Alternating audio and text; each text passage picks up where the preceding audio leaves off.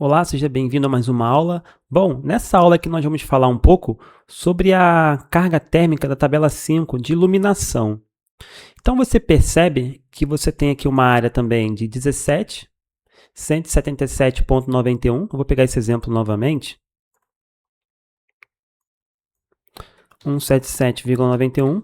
Se eu multiplico por 13,99, que é a minha densidade de carga de iluminação por metro quadrado, 13,99, eu vou ter os 2.488 watts, né, ou 2,4 kW só de carga térmica de iluminação desse ambiente. Lembrando que isso aqui vai se cruzar ainda com os schedules de iluminação, que é o comportamento.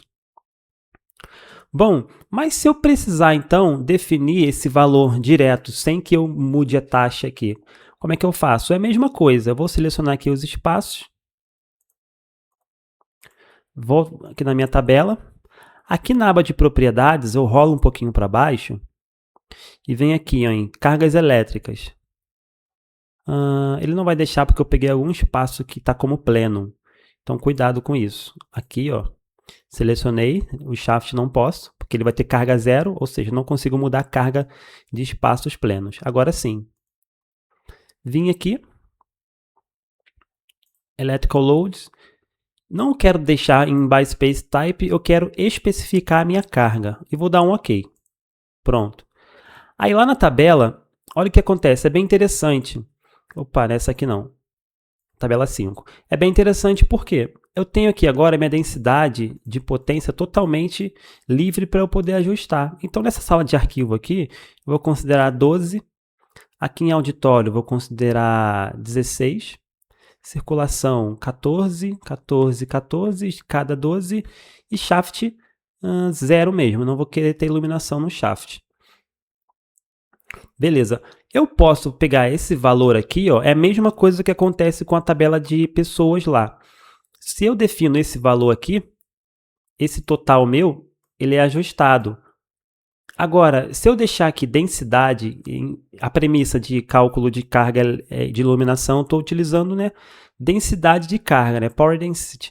Mas se eu mudar aqui a premissa, por exemplo, clico aqui em deixa o power, eu estou falando para o Revit que agora eu não quero definir esse número aqui, tanto que ele travou. Agora eu vou definir a minha tabela total.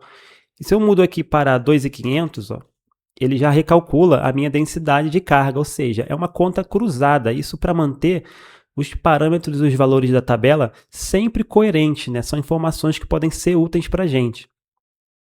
Então aqui eu considerei um valor total de 2.500, né? Eu peguei as informações com o arquiteto, vi lá na planta a quantidade de equipamentos, alguém me passou essas informações, eu vou colocar aqui, né? De equipamentos não, de iluminação.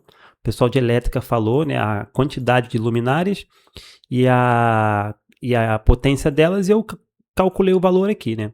Novamente, se eu quero não trabalhar com a densidade e quero trabalhar com a potência total, eu venho e jogo aqui, ó, auditório, sei lá, 6.500. Me dá uma taxa de 17,37, tá vendo? 5.500. Bacana.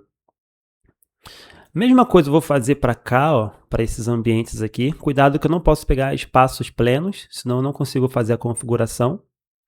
Vou aqui no meu nível 1. Ele mantém a seleção dos espaços.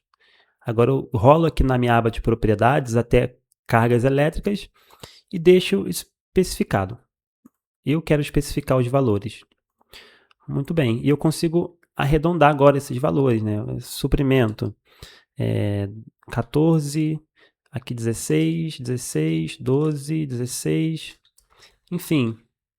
Eu vou arbitrando aqui valores, mas esses valores que estavam aqui não estão todos de errado não, porque como eu falei, isso aqui são relatórios, são números, né, documentos que vêm da ASHRAE, do 90.1 e do 62.1 também. 16, 14, 12, aqui no DML 12, escada 12, e é isso.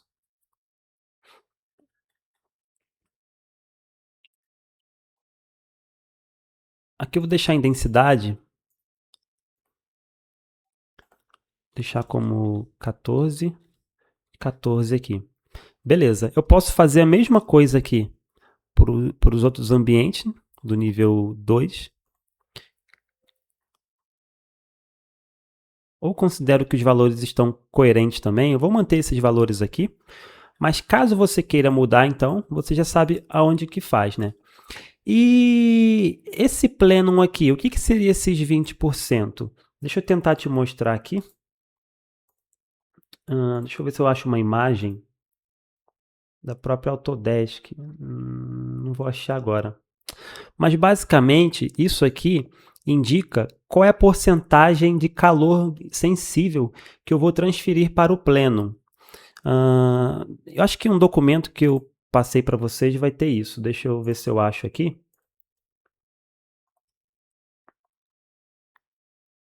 Anexos. Eu acho que é esse aqui, ó.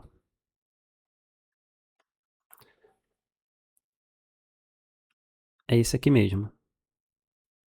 Aqui. Então aqui a gente tem um comportamento térmico de um pleno, né? A gente vê o que está acontecendo com ele. O que acontece? Aqui eu tenho a minha luminária, eu vou ter uma geração de calor, né, sensível por conta da iluminação dela, dos reatores ali. Uma parte desse calor ele vem para o ambiente, como vocês conseguem ver aqui, e uma outra parcela vai como contribuição para o plenum, ou seja, vai esquentar o meu plenum. E caso eu tenha um sistema de retorno de ar, que é o caso dessa figura aqui do exemplo, o que vai acontecer? Se eu tenho no ambiente uma temperatura de 23 graus, a gente geralmente considera a temperatura de retorno, ou seja, o duto, né, que interliga aqui no ambiente, que ele vai estar a 23 graus, né?